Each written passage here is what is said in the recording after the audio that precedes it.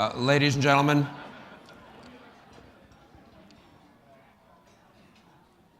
having raised so many questions in our first two panels, we now have Charles Krauthammer here to answer them all in 40 minutes or so, and then Robbie George will explain what Charles has gotten a little bit wrong, and Charles, I guess I will chip in a word or two because unfortunately Shelby Steele, who was supposed to be here and very much wanted to be here, couldn't make it here today. So Charles will speak, Robbie and I will comment, we'll go back and forth a little, and we will let you all go safely before 2 o'clock. It's a great honor to introduce Charles. He really needs no introduction, and he is, of course, one of the original winners, awardees of the Bradley Prize, along with Leon Cass, Marianne Glendon, and Thomas Sowell, and I hope I won't offend any of all the subsequent awardees by saying that that first class set a very high standard that I'm not sure any of the rest of us have quite lived up to. I probably did just offend about 30 other people.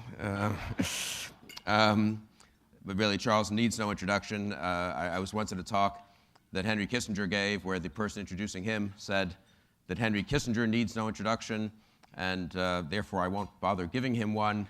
And Henry Kissinger got up and said, "I would not have minded a very nice introduction." I said to Henry after the talk, that was a kind of a witty line he had, and he said, "It was not witty." You know? But Charles, on the other hand, lacks a little bit of Henry Kissinger's ego, or lacks a lot of it, actually. And so I really won't introduce him. He is, in my opinion, not just the leading conservative commentator in print and on television of American politics and society today, but really the leading commentator simply, and it's a great privilege to have Charles here to make these remarks.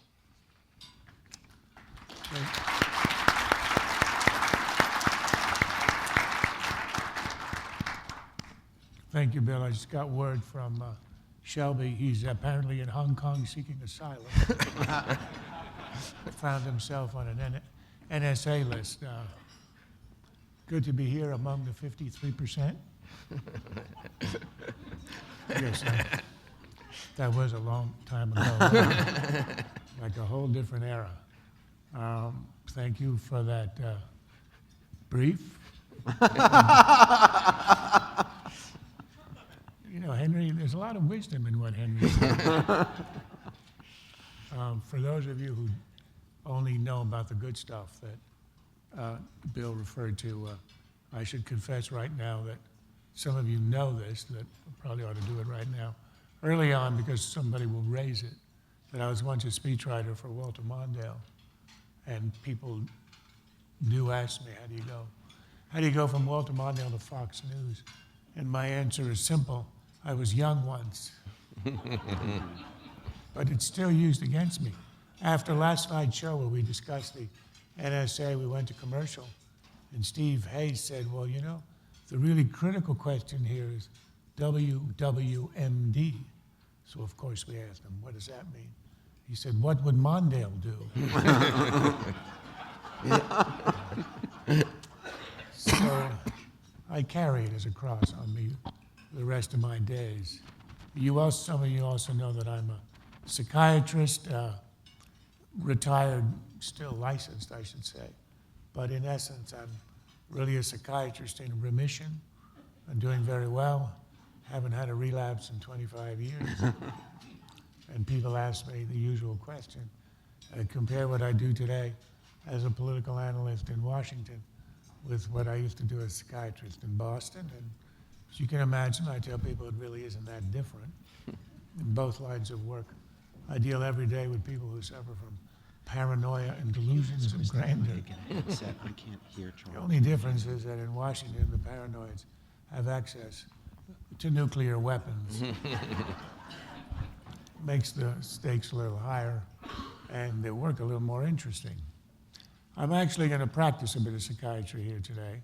I want to do a little analysis of the mood swings in American politics. I know you've had discussions during the day about the underpinnings of a free society, the philosophical, intellectual, cultural requirements. I'm going to do a slightly more narrow, less elevated, focused, and more superficial analysis. I want to talk about the current political trends towards the notion of liberty and against it. And I would start by looking back on the mood swings of the last couple of years. 2010 conservatives, if I may say, lovers of liberty, were euphoric at the great success. November 2011, we were all very confident that the next election was in the bag. And then there was the severe depression that set in after Election Day 2012. And it led to the usual mistake of straight line thinking. But if you think back to the months after Election Day, the meme in the culture, the thing that was heard everywhere was the crisis of conservatism, having lost twice to Obama, who's not just a liberal, but way left of liberal, that liberalism was the wave of the future, conservatism was done, we had to start to rend our garments, rethink our principles, adapt ourselves to new realities, or we would face Whig-like extinction. I thought that was wrong from the beginning. I think the mood is changing now with the difficulties of the administration. People are sort of suspended between euphoria and depression. But the premise I would offer today is that the future for liberty and for conservative thought, I think, is bright. I intend to explain away the last two elections and then tell you why we're going to come back. The pendulum will swing.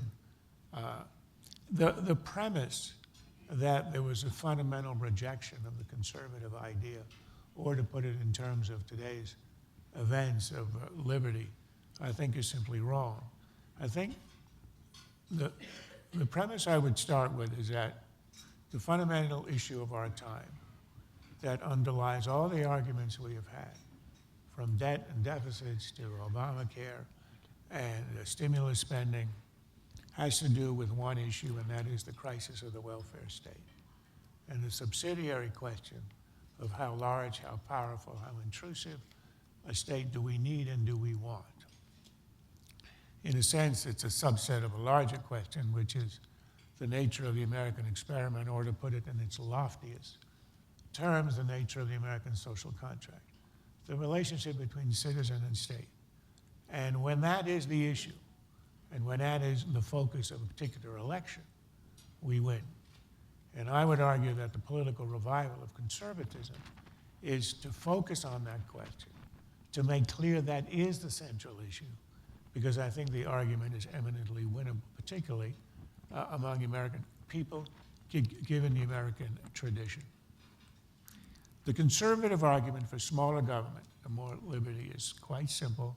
I'm not going to restate it at length because it would be redundant in an audience like this, but it is essentially that the welfare state, which was begun with limited objectives and out of humane intentions, has metastasized into a Leviathan state that overtaxes, overregulates, has become overarching and overweening. It strangles the free economy, stunts civil society, and it suffocates the individual. Just a couple of obvious examples. When FDR established welfare, the intent was to prevent widows from facing destitution. He never imagined it would metastasize into a program to maintain generations of single mothers in a state of dependency and to promote the proliferation of illegitimacy. Secondly, when he founded Social Security, the life expectancy at the time was 62. It was intended, of course, to prevent destitution among the elderly.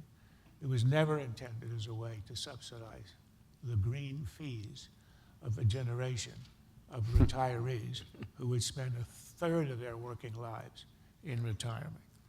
I mean, these are obvious arguments that whatever the merits of the welfare state in the 20th century, given the new demographics, the new technology, it is completely obsolete and it leads to obvious insolvency. The interesting thing I found, if you look at the last elections, Liberals don't generally argue on principle for larger government. They don't speak of it in those terms. They don't even use the word liberal, since their experiments have contaminated it to such extent they had to find a substitute. Progressive. The main argument in the last election was, we give you stuff, and we give you stuff at no cost. There isn't even an attempt to put together a philosophical argument. And the stuff they gave, for example, look at the argument for Obamacare. We'll give you everything you want. Obama said it won't cost you a penny, and he even added that you'll be able to retain your own physician. All of that is untrue, of course, but and in the second inaugural address, he has other entitlements. He wants to spring on a country drowning in debt, like a preschool, universal preschool, even though it's been shown that the preschool that we have now, on which we spend $8 billion a year, Head Start, has no effect after the third grade. But nonetheless, empirical evidence is irrelevant. They give stuff away, and people respond. The most striking exit poll number of the last election was, which candidate do you think cares more about people like you? Obama won that one by 60 points. That's not even a landslide. That's sort of a Soviet-like number without the coercion. And that's the appeal. They care about you. They give you stuff. And beyond the entitlements, which is stuff for everybody, they narrowcast. So they go after these individual constituencies, and each is going to get stuff. Students get a cut in the rates, interest rates of their loans. Women get free contraceptives, and those who oppose that are involved in a war on women. Minorities get preferential treatment under the law, and Hispanics amnesty. The list is long. And in some elections it works. And I would argue, as I will in a moment, in elections where the other side is not arguing ideologically or philosophically, you lose. Because if you're going to choose between one side that gives you stuff and the other that can't explain why that is not really good, you're going to go for the stuff. When they do attempt an argument, they really have a lot of trouble. The one attempt Obama made was that speech he said, in which he argued, you didn't build it. If you built a business and you're a success, it's not your success. It is simply secondary to and the result of the social goods that government has created, everything from infrastructure to a reliable legal system. And the way he summarizes it, we're all in this together. So it's sort of a communal appeal. The problem with that argument is that he equates society with government. I mean, it is absolutely obvious to anyone that all of us are embedded in society and the product of society and owe everything, in a sense, to society, owe a lot of the attributes that individual acquires. But he equates that with government. And what he doesn't understand is that the most important influences on the individual are precisely the elements of civil society that lie outside the government and that indeed are being crushed by the growth of the Leviathan state. I'm talking here about family, neighborhood, church, Rotary Club, PTA, the voluntary associations that Tocqueville spoke about as the genius of America and the source of its energy and its liberty. And in fact, the counter-argument is it is precisely those institutions that are the most important in generating social goods and have to be protected from the Leviathan state that liberals promote and expand and subsidize, which crushes the autonomy and the scope and the activities of civil society. So if it's a matter of philosophical argument, I think our side wins very easily. Now, is this true in reality in the political world? I think yes. There's several arguments for why I think in the end, if the case is stated, big government versus small, the Leviathan state versus the limited government state, I think our side wins. First of all, I think it is very clear from all the polls that we are and we remain a center-right country. The Gallup asked every few years for people to identify themselves ideologically. The numbers are quite stable. In 2001, it was 40% conservative, 21 liberal, 36 were moderate. In a very bad year for us in 2012, a slight fluctuation, 38% conservative, 23 liberal, 36 moderate. And 38, 23, 36 are rather shapely number, and thereby easily remembered. But the fluctuation is 1 or 2 points. And you cannot govern a country indefinitely if you're a liberal in a country that's 80% non-liberal. You can win 2 elections in a row, I grant you that. But I think the future is not the future that liberals imagined and conservatives imagined even a few months ago. And if, for example, even in the election of last year where conservatives did really badly, on the exit poll question of does government do too much or not enough, the too much was a +8. And that is in a year where the other guy was elected. I mean, it tells you that generally speaking, in their view of government, Americans are for limited government. The second argument, I would say, is simply historical and empirical. To summarize it in a sentence, it's the story of Europe. Europe is the classic social democracy. It's the American welfare state taken to its extreme. And it's collapsing in front of our eyes. You look at all the countries, the sequence of countries, Cyprus, Greece, Spain, Portugal, Italy will be next. You have unemployment in the 30%.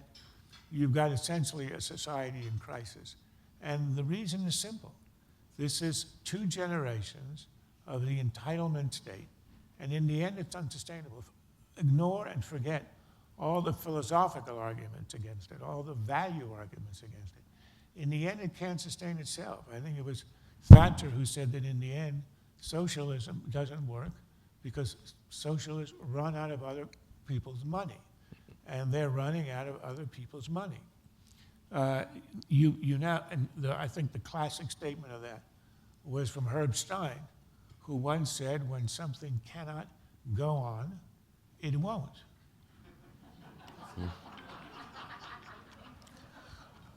It takes a while for that one to actually sink in. In Europe, it doesn't. And Europe is about a decade ahead of us. And it's a warning. It's the canary in the coal mine. I think, so that sort of established an empirical basis. I mean, when Reagan had the arguments about smaller government, less taxation, less regulation in the early 80s, the argument was a theoretical one. We didn't really have historical evidence. The historical evidence is in. The empirical evidence is in. It's simply, apart from all the other arguments, it doesn't work. And then I would add to that a third thing, which you might dismiss as contingent, temporary, and sort of ephemeral. But I do think the crises the scandals and the crises that we're in right now, is going to have an effect on the thinking of the American people, who, as I say, are already inclined towards the conservative suspicion of large government, who are inclined towards a more conservative sense of what the right relationship between citizen and state is. I think it is, all of these scandals are different, but when you look at the IRS, it's not just that they were intrusive, it's not just that they targeted conservatives, that they were abused. I think in part of it is just the absolute arrogance. If anybody watched the testimony of the IRS leaders up there, they had utter contempt for the members of Congress and for the American people. You could just shows. It's not just the caricature of the guy in the audit who really, will destroy your life and then have a nice cigarette afterwards and relax. These are people who come up and say, I did nothing wrong. I broke no laws, no rules, no regulations. I'm proud of what I did, and now I take the 5th. Try saying that at your next IRS audit. See how well you do. So there's a sense, and I think several things emanate: the investigation of the journalist, the obvious misleading at the best of judges on the case of the reading of the email of James Rosen of Fox News, clearly a violation. It was either an act of perjury by the Attorney General, or he either lied to Congress, but his defense is, I didn't lie to Congress, I lied to a judge. Interesting defense. It's a sense they won't tell you the truth. It's a sense that they are arrogant. It's a sense they are out of control. And there is sort of a general sense that the government is simply, at its most benign, the interpretation is it's now so huge that it's unmanageable. I remember seeing David Axelrod on one of the shows the week the IRS scandal broke, and his defense was, well, it's a really big government. How can we know about what's happening? Well, that's the point. It's not just when it's malevolent, as it is here. It's not just that in the end it will become insolvent, as we can see in Europe, but it is simply unmanageable. It's out of, that's the phrase that applies to all of these things, simply out of control. Benghazi has no security. The ambassador pleads in an August memo for extra security. Nothing happens. In fact, it's denied. And the Secretary of State says, I had no idea this was happening. Sure, I signed it, but I didn't read the order. And this is sort of, I think, this has a corrosive effect. Why? Because the Democrats are the party of government. And the fate of the party and the fate of that ideology is tied at the hip to the actual conduct of government and its reputation. Its reputation is low. I would have predicted, in talks I gave soon after the election, that this is kind of inevitable. In the end, big government, as we all believe, doesn't work. And in the end, the American people are not fools. If it doesn't work, if it is insolvent, if it is unmanageable and can become malevolent, then people are going to resist it. And the Native American suspicion of large government, of even large institutions, will manifest itself. So now you've had this mood swing where the euphoria of the left and the despair of the right that you had at the end of last year is sort of suspended, or at least dissipated. Now, I think this particularly applies to the Obama administration, and it does tell us a lot about the future of American liberalism. You know what a liberal is, by the way. A liberal is somebody who doesn't care what you do as long as it's mandatory.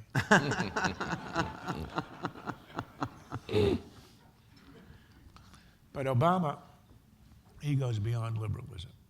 And I've been arguing for 4 years, since he was sworn in, that he's a social democrat on the European model. People ask me what exactly is a social democrat. So I tell them a story that Bill has now heard about 8 times, but I can't resist. It's my favorite Churchill anecdote. You remember at the end of the Second World War, he's defeated. Attlee becomes the prime minister, Attlee the leader of the Labour Party. And Churchill's the leader of the opposition. He goes one day, he goes to the men's room in the House of Commons, and there's Attlee alone. There's nobody else there, standing at a urinal. Don't worry, that's as weird as it gets. Churchill enters the men's room. He goes to the very end of the men's room to a urinal 15 stalls away.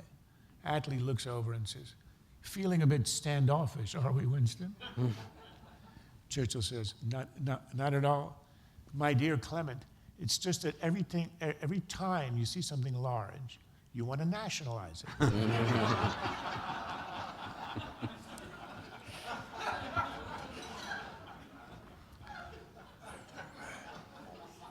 The story is probably apocryphal, but I don't care. As we say in the opinion business, too good to check. Too good to check. Churchill also once called Attlee a sheep in sheep's clothing. That has no relation to anything I'm talking about. I wanted to leave it with you as sort of a gift.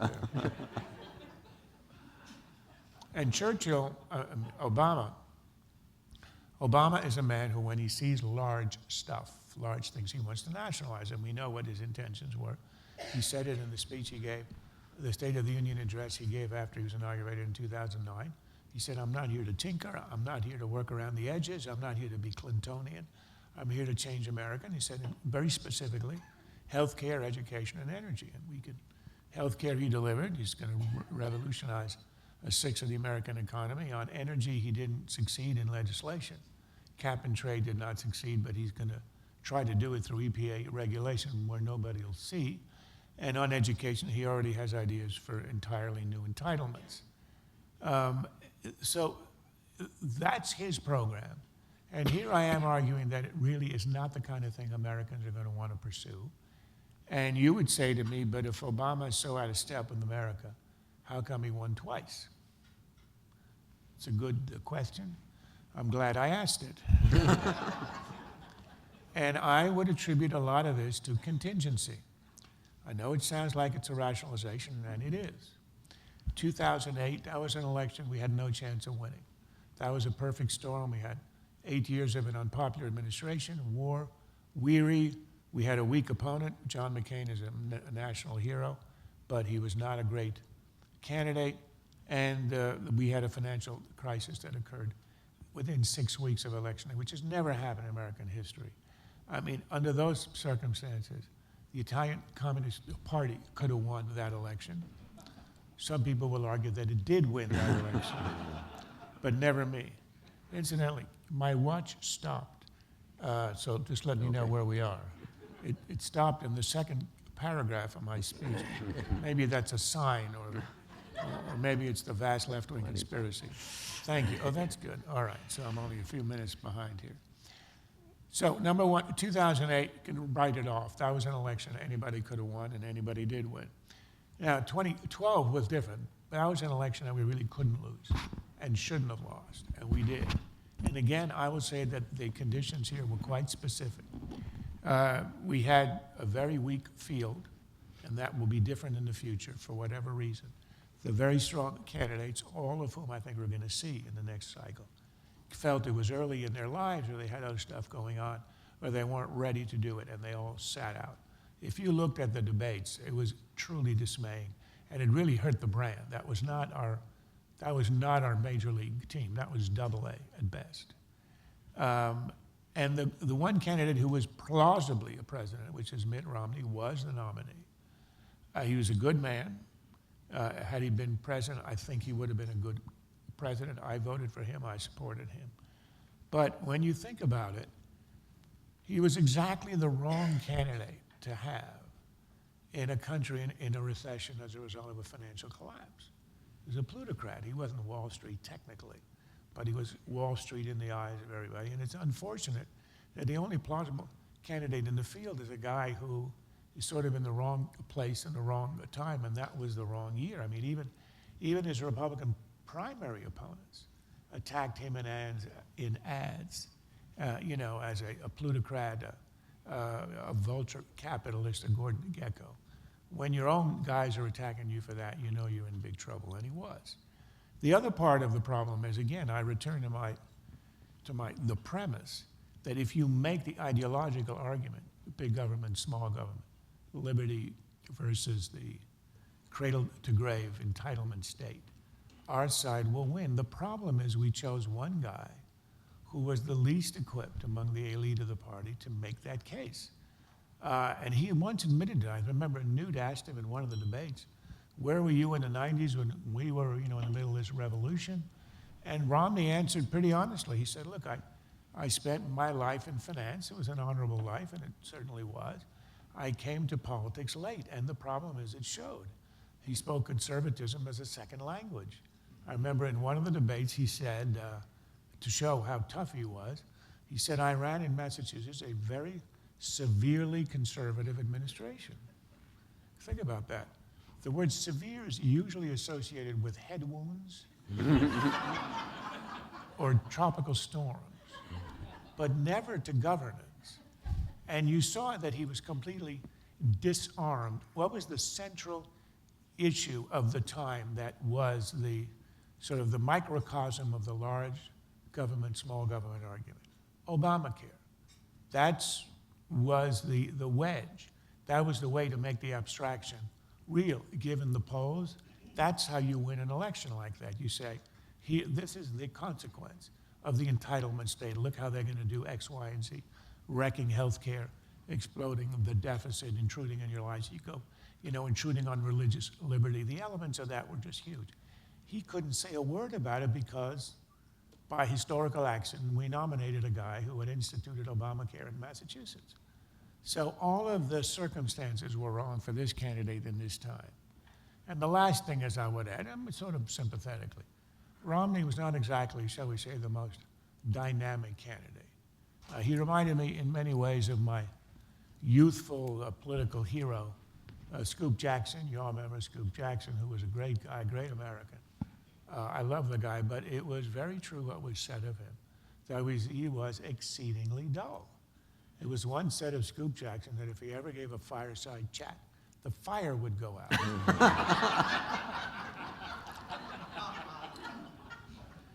You never saw Romney in front of a fireplace, did you? I mean, that was...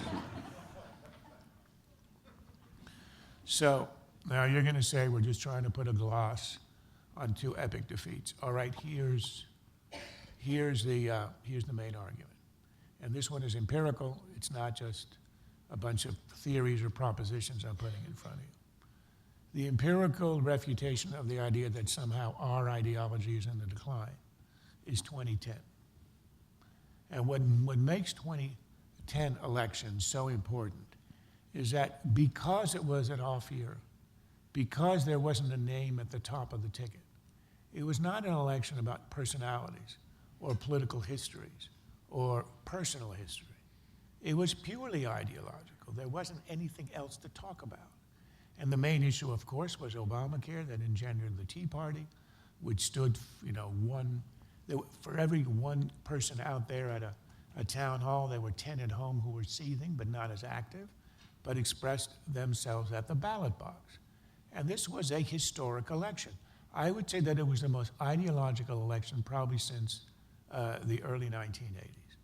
And you took away the contaminating element of personality. And here you got a pretty clear view of where the country stands when they're given this stark alternative. And the results were remarkable. Obama himself called it a shellacking. One wit on our side, called it less an election than a restraining order.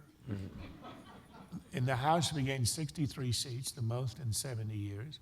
In the Senate, 6.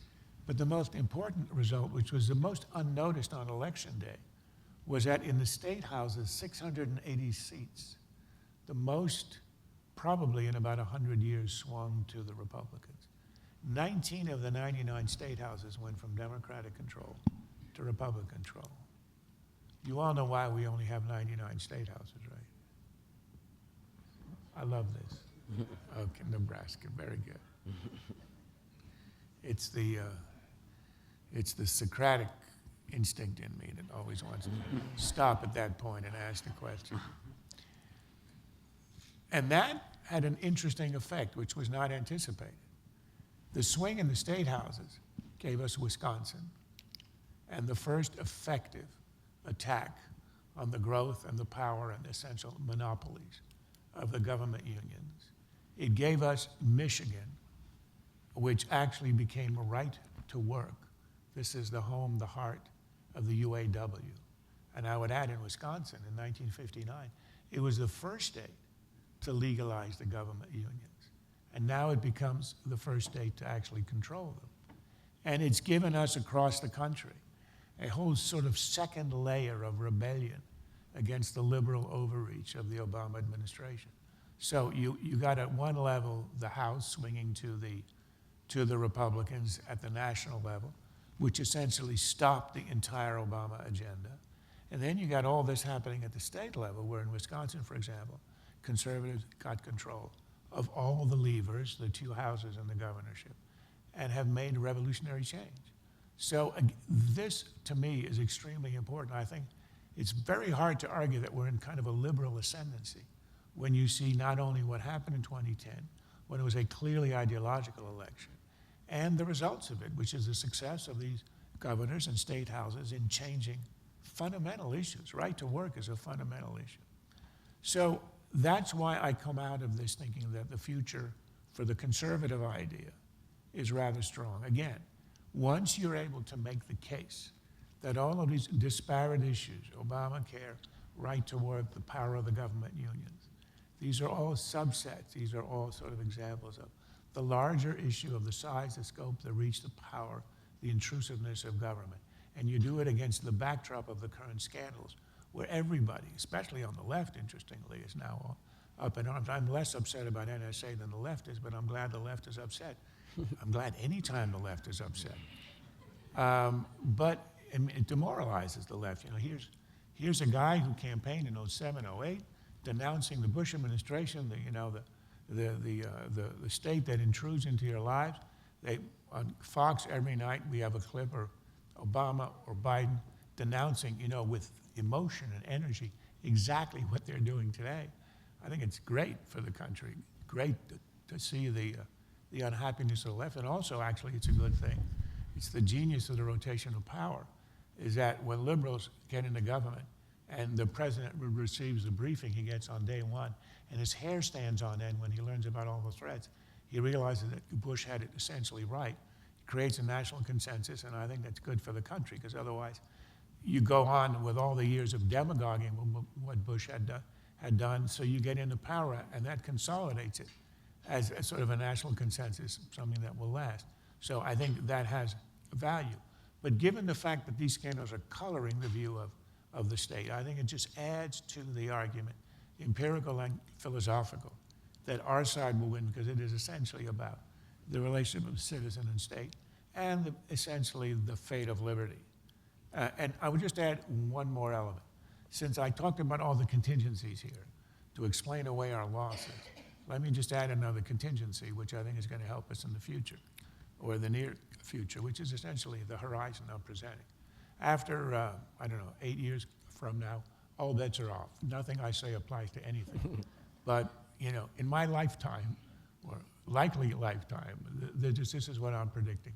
We have right now an extraordinarily strong field of potential candidates, a bench that I think had we had in 2012, we might have won with. And I can start with the dynamic governors, Mitch Daniels, Bobby Jindal, Susana Martinez, Scott Walker, and Chris Christie. Now, I will admit that he presents problems occasionally. I had him in quarantine for 3 months after the stunt he did on Sandy the week before Election Day. He was described as having given Obama a bear hug, but I think that was the wrong description. It was more like a lap dance. But the image is so disturbing. And the medical hazard is so large that I try to banish the idea. In Congress, we got Marco Rubio, Paul Ryan, Rand Paul, who isn't exactly my cup of tea, but he represents a far more rational and attractive libertarianism than did his father, who incidentally said this morning, I think, that he's worried that we might use a drone to kill Edward Snowden. How crazy do you have to be to think we're going to send a drone into Chinese territory to kill an American? I think that's rather unlikely. And then, you have the governors and the congressmen. And for the remaining monarchists among you, there's Jeb Bush. The monarchists. And of course, the reason he didn't run in 2012, and he still going to have trouble in the future, is his last name. And for that, I have a solution. Change it.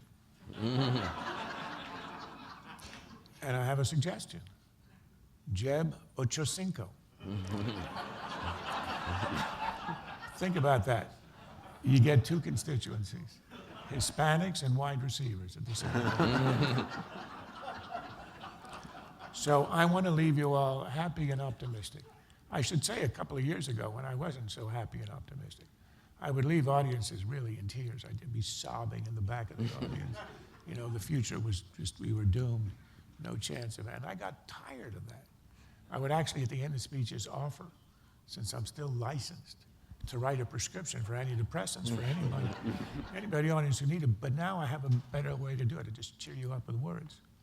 But I really am optimistic. I do think that, I mean, if you believe in your heart, as I do, that the political ideology of liberty, the American experiment of this limited relationship between citizen and state, the importance of civil society, all the other elements of the philosophy that the Bradley Foundation has supported, that the winners of the awards have sort of spoken about, written about in their writings and in their life's work, I think in the end that always wins. And when you take away the other contaminants, the personalities, the contingencies, you know, the financial crises, the things that are contingent upon the times and the personalities, if we can make the case and have somebody who can do it, we'll win.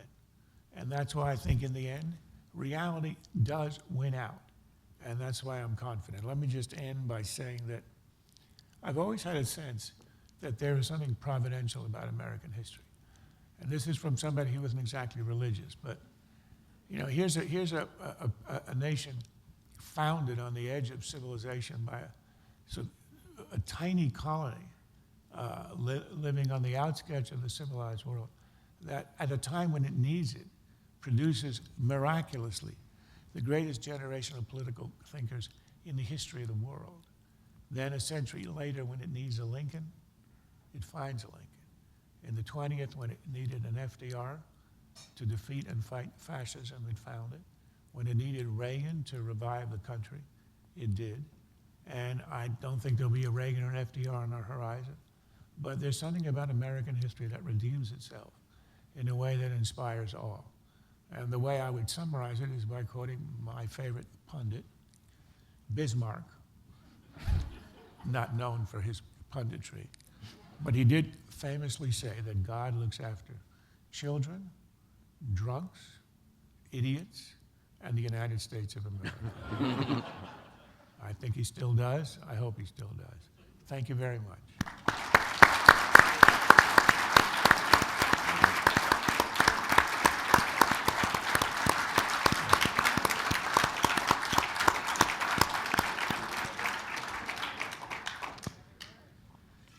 Charles made reference to his watch, and when he was in need of one, Bill Crystal supplied one. Now, my students don't have any idea what a watch is. They tell time with these. So this is a bit of a museum piece, and I like to be a full-service instructor, so I occasionally will show it to my students and say, this is a watch, and people used to tell time with a watch, but of course technology has now moved on, and you guys have your own way of doing things, but I'm an old-timer, and I'm going to stick with my watch. In fact, in particular with this watch, because it's of enormous sentimental value to me. This is the watch that my late beloved grandfather, on his deathbed, sold me. I'm not giving it up, no matter how far technology takes it. It's really wonderful to be on this panel with my dear friends, Charles and Bill, and to be here with all of you, and truly among friends. You know where I work, so you can imagine how much pleasure it is to be in such company. It's like water in the desert, and I'm grateful to my colleagues on the Bradley Foundation board for holding these symposiums and giving me an opportunity to join you. Also, I have something particular I want to say that's not directly relevant to the topic, but if I can pull rank, Bill, you're supposed to be moderating this panel, but as a director of the Bradley Foundation, I want to say how honored we are, not only to have so many distinguished academic people here amongst us, people of great scholarly achievements and courage in the academy, but there's one person to whom attention has particularly, I think, to be drawn because she has been an inspiration to all of us, one of the great scholars of our time. Please join me in saying hello to Gertrude Himmelfarb.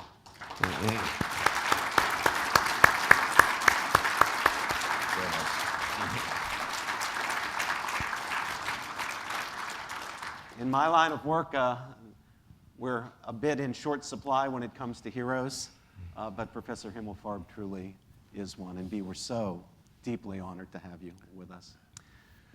Charles, the American founders famously supplied constitutional mechanisms, in some cases to, as they put it, remedy the defect of better motives.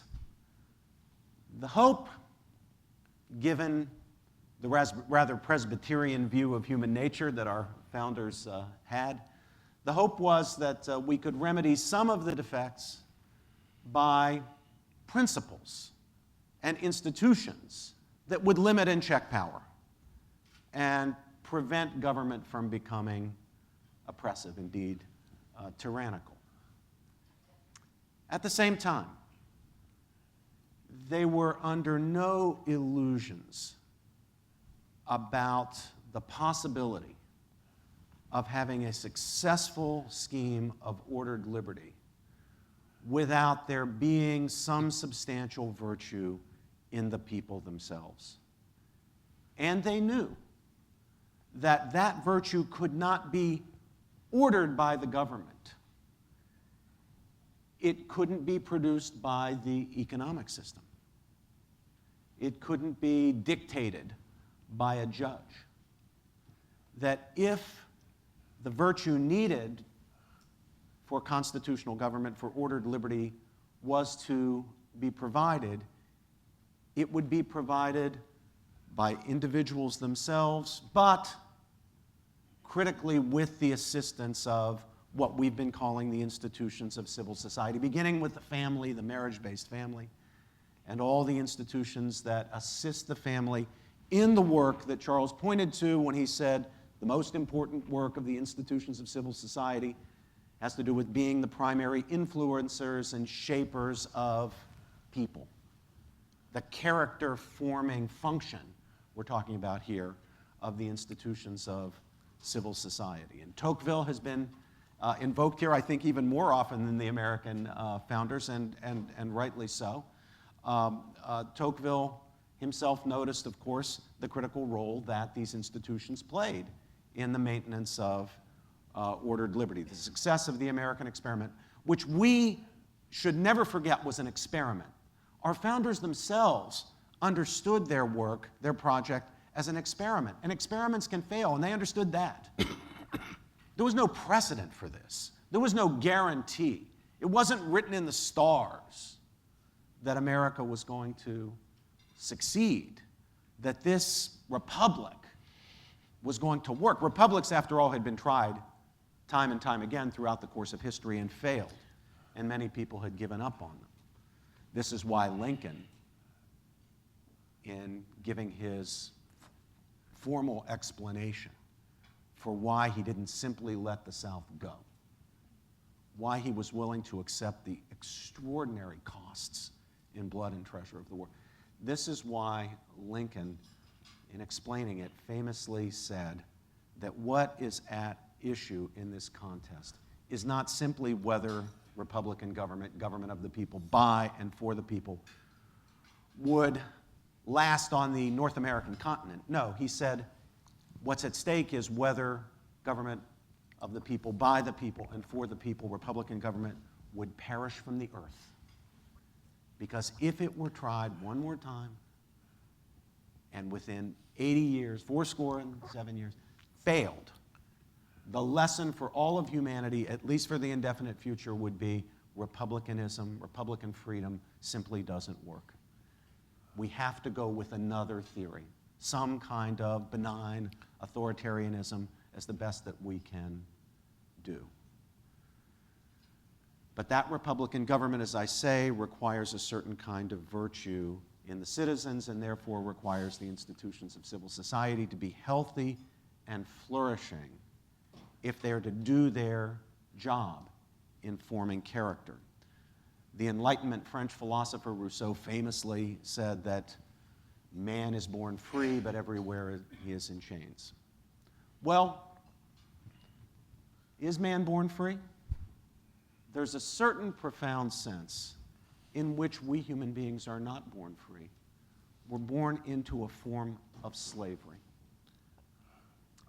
And the whole project of a life is liberating oneself from that slavery. What I have in mind here goes back to a thinker who was not especially friendly to democracy, and depending on how we read his Republic, not especially friendly to freedom, but who had something important to say about character and character formation. And that is that the project of a human life is overcoming what is perhaps the most abject form of slavery, and that is slavery to one's own desires, slavery to self, being liberated from being a want-satisfying machine to being a rational human being.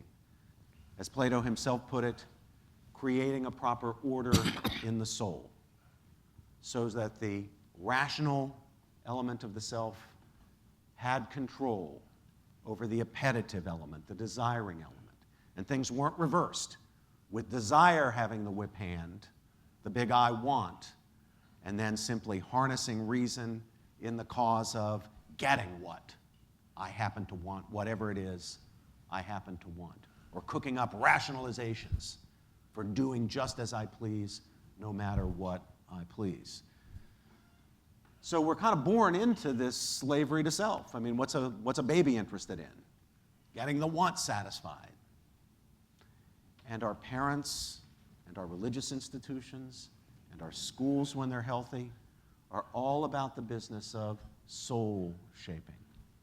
My colleague on the Bradley board and former Bradley Prize winner George Will wrote a book about this called Statecraft as Soulcraft, noting that even the state has a little element, not too much, because it can be so dangerous, certainly secondary or tertiary, with the family and the institutions of civil society playing the main roles. But the goal of those institutions is getting the little baby who's all absorbed in want satisfaction to be a responsible human being who is master of himself, who has control over his own desires. And when that works, then you've got human beings who are fit for freedom in the full political sense, who can be entrusted to be the guardians of their own liberty, who can be entrusted with Republican government, who have the virtues that are necessary for ordered liberty. And Charles is absolutely right, in my view, when he says that the Leviathan state becomes a threat to the institutions of civil society, threatening to conscript them, instrumentalize them, and conscript them into its own projects. And those who refuse to be instrumentalized or conscripted will need to be then marginalized and stigmatized by the Leviathan state. And when that happens, of course, the possibility of those institutions fulfilling their character shaping, their soul shaping functions disappears. And you get what you get when the institutions of civil society disappear. On the panel that Dr. Cass chaired this morning, you got account of it after account of it after account of it, from Heather McDonald and from Bob Woodson and from the others on the panel. We know what happens when the institutions of civil society, when the marriage culture breaks down, when religious institutions can't perform their functions. You get what Daniel Patrick Moynihan predicted you would get back in 1965. You get delinquency, you get despair, you get drug addiction, you get violence, you get crime, you get incarceration in a vicious cycle. Now, what about this Leviathan state? How is it that it enervates the institutions of civil society? Is it just an accident? Well, here I have a thought that I'd like to share with you. I look at the philosophy of so many of my colleagues in the academy, so many in the journalistic establishment, in the elite culture generally. And I see this progressivism, this governing philosophy of, we're not allowed to say liberalism anymore, as Charles said, but of progressivism. And what is it? In some ways, it's not the old progressivism. In some ways it is, but in some ways it's not the old progressivism of Teddy Roosevelt and Woodrow Wilson, to some extent even of figures like John Dewey. To me, it looks pretty clearly like a combination of what might at first glance look like incompatible ideas. Statism on the one hand, and expressive individualism on the other hand. The statism we've talked about a lot. That's the Leviathan state. That's the collectivism. That's the life of Julia stuff. Do you remember Julia from the Obama campaign? She is representing all of us as getting stuff from the government, from birth to the point at which we're told Julia decides to have a child. So the government, who has been providing her with birth control so she can't have a child, now gives her whatever she needs to have a child. No mention, by the way, of Julia having a husband, having a father of this child anywhere in the picture. Just Julia decided to have a child. But there we see the expressive individualism. Here we see the class of '68 meeting the old collectivism of the old progressivism. It's not only giving you stuff because you are in need, in danger of destitution, either in old age or as a widow, the FDR picture. It's giving you stuff to facilitate your lifestyle choices, whatever they are. And so all the government subsidizing of the dogmas of the sexual revolution, for example, is simply the logic of this embrace of expressive individualism playing itself out. Now the state as provider not only has to provide for you to protect you against indigency, it's got to supply you with what you need. Not only the material resources, but also getting any impediments put up by private, perhaps even religious organizations, out of the way so that you can do what you want to do. So the big I wants can be satisfied. Here comes the non-judgmentalism for which contemporary progressivism is famous and which is taught as dogma in universities, and not just universities, in high schools, and now in middle schools, and even in elementary schools. It doesn't use exactly the same slogan that it was built on in the 60s. Remember that slogan? If it feels good, do it. But it's the same basic idea. And so religious liberty now has to go out the window, or it's got to be very severely constrained.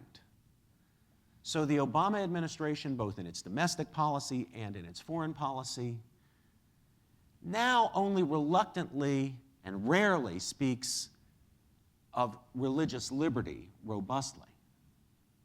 That is, the institutions of religion being able, at least within their own domains, when it comes to hiring their own clergy or ministers or running their schools or whatever, it's no longer that they can live in line with their own religious and moral beliefs. The Obama administration wants to narrow this to freedom of worship. Even in our foreign policy, former Secretary of State Clinton always spoke of freedom of worship, rarely of religious liberty. It's no longer the freedom of people gathered as religious groups or institutions. It's the individual privately practicing faith in the church or synagogue or mosque, or in the home saying prayers before dinner, or prayers before bed, or prayers 5 times a day, or whatever your prayer is in private. But beyond that, all the rules that the Leviathan state applies to other institutions also have to be applied, including the non-discrimination rules, the non-judgmentalism rules, to churches.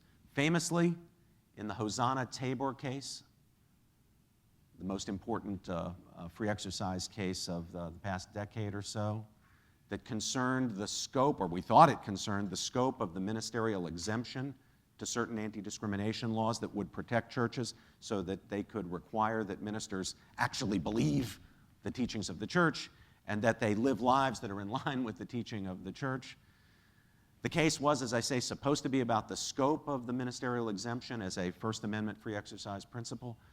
Here came the Obama administration, the Holder Justice Department, the Solicitor General into court saying, you know what, we think that the ministerial exemption should be abolished. Not just that its scope should be narrowed, but that it should be abolished. There should be no protection against those anti-discrimination laws on those grounds. Fortunately, the administration lost that case 9-0. They couldn't get Ruth Bader Ginsburg or either of the two women that Obama appointed, Elena Kagan and Sonia Sotomayor, for that one. Indeed, Kagan, in her questioning of the Solicitor General on this very point, remarked, after he had responded by saying, yes, he thought that the ministerial exemption should be abolished, Kagan said, I find that a remarkable proposition. That's judicial speak for insane, crazy, out of line. I mean, if Kagan thinks that's where we are, I mean, it just tells you something about the radicalism of the administration on this issue. So I think we're facing an important moment. And I think the conservative movement has to realize that we're really fighting on two fronts here, not just one. It's not just the statism. The statism is abetted by, it's integrated into the philosophy of expressive individualism. It's very important for conservatives not to accidentally buy into the other side's premises, thinking we can accept the expressive individualism and not get the statism. Believe me, if we accept the expressive individualism, the consequences will be the further erosions of the institutions of civil society, leaving us with the kinds of individuals that we have, which means the state's got to expand to cover two things: provision for those who really will be in need as a result of the breakdown of civil society, which means increased welfare spending, and then increased security spending to cover the police apparatus, incarceration apparatus that comes in the wake of the breakdown of civil society. So this is why, in concluding, I'll just say I am such an evangelist. I go around from place to place trying to say to my social and economic conservative friends, you have more than merely an alliance. Sometimes I know you don't like each other, but you're in a marriage, and it's not merely a marriage of convenience. It really is a marriage of principle. The left understands perfectly well the link between the market and civil society, beginning with the institution of marriage. They get the link between collectivism and expressive individualism. It will be a disaster if we fail to get it. Thank you.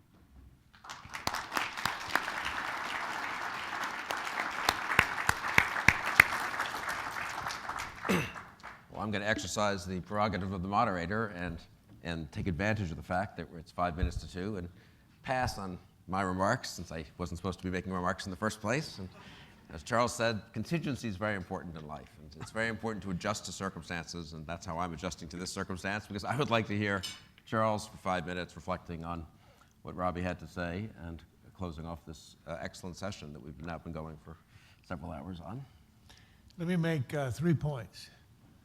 Whenever I say that, I'm rather apprehensive because I remember the governor of Texas, Rick Perry. And never do that on television because you're always going to forget the third one. Absolutely. You will never recover. Number one, I appreciate what Robbie is saying about the necessity of virtue. But to me, the lesson of the American experiment is precisely the opposite. I mean, the Declaration does not speak about the pursuit of virtue or the exercise of reason, the pursuit of happiness. The premise of the Republic was that we would have an economic system based on essentially capitalism, as described by Adam Smith, where everybody is pursuing their own ends, but the invisible hand works it out. And Madison translated that into a political free market, where he said that the greatest guarantee of liberty in the end is the multiplication of factions all of whom he assumed will be acting in their own narrow interest. But if you could construct a system in which the factions would compete against each other and prevent coalitions of a majority that would crush the other side, you could then have the same kind of invisible hand working itself out. So I would say, unlike a lot of other political systems, which are based on the notion of the virtue of the individual, the American system is constructed in a way that it requires the least. In fact, to me, it was the most realistic in understanding the fallen condition of the human being, and expecting very little of the individual, but understanding that if you can construct a system, and that they did one out of ex nihilo, that has endured for a quarter of a millennium, you don't have to rely on the virtue of the, because if you did, no republic would ever be possible. Secondly, I would say that in looking at, we both agree, Robbie and I, that the Leviathan is putting great stress on civil society, and the traditional institutions are under stress.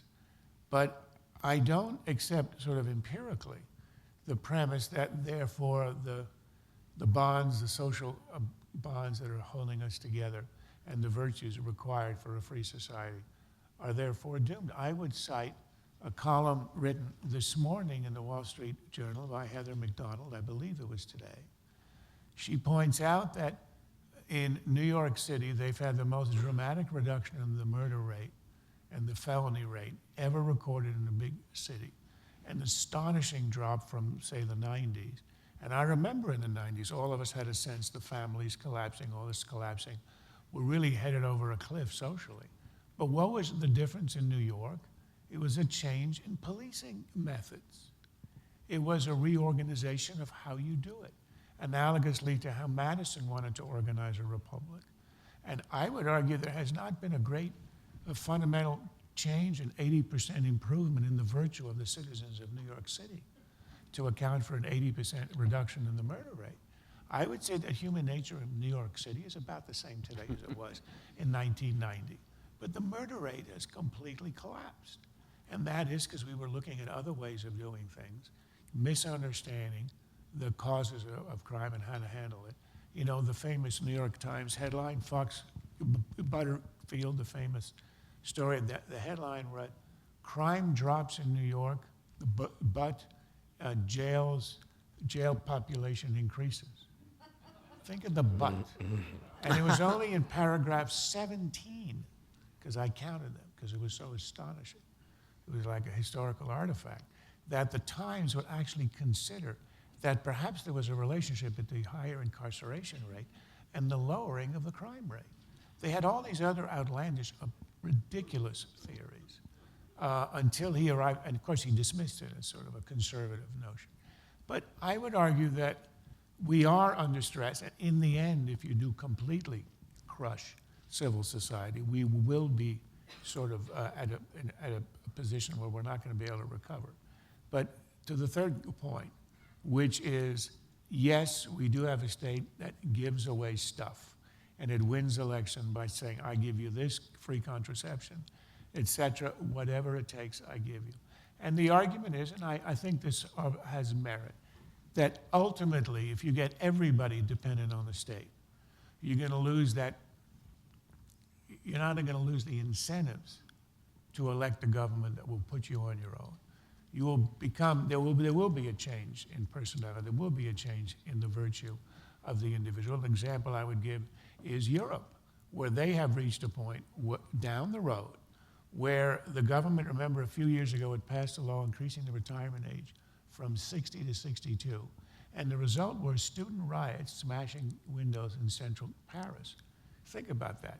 Here are kids who've never had a job, to whom the law will only apply in 40 years and only mean 2 years of additional work, who are driven to riot over this infringement on the cradle-to-grave protection of the government.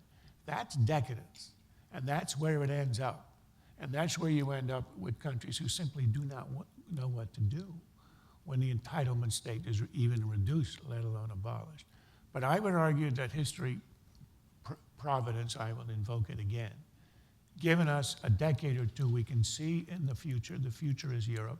It's not ours yet.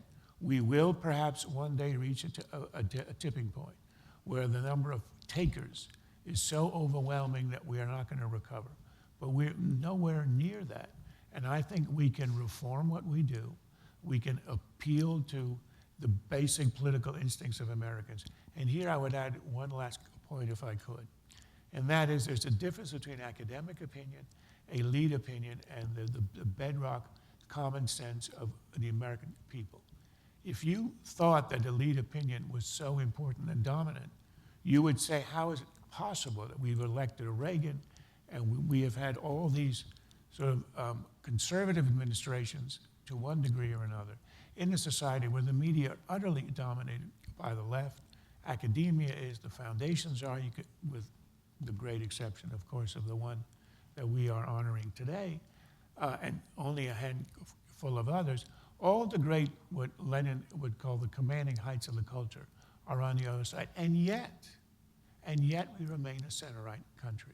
So I would argue that we have to distinguish between elite opinion, which is always going to be left for a whole bunch of reasons which aren't worth going into.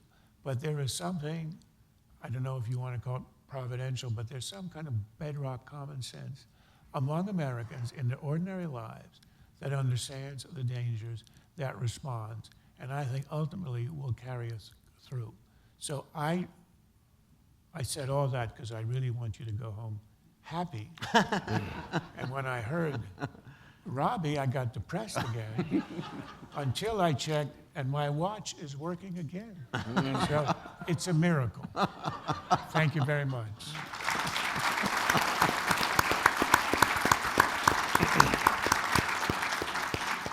Thank you both for that actually very stimulating and interesting both presentations and areas of agreement and disagreement. I could resolve, needless to say, adjudicate and resolve the areas of disagreement, but that would be a disservice to all of you since it's important that you think for yourselves and make up your own mind. And I think it was very fitting that this symposium ended with not simply everyone agreeing on sort of obvious things, but actually penetrating more deeply and trying to think through some of the tensions, obviously, and what it takes and what it means to have and to defend a free society. In any case, thank you, Charles. Thank you, Robbie. Thank you, all of you. It's good, actually.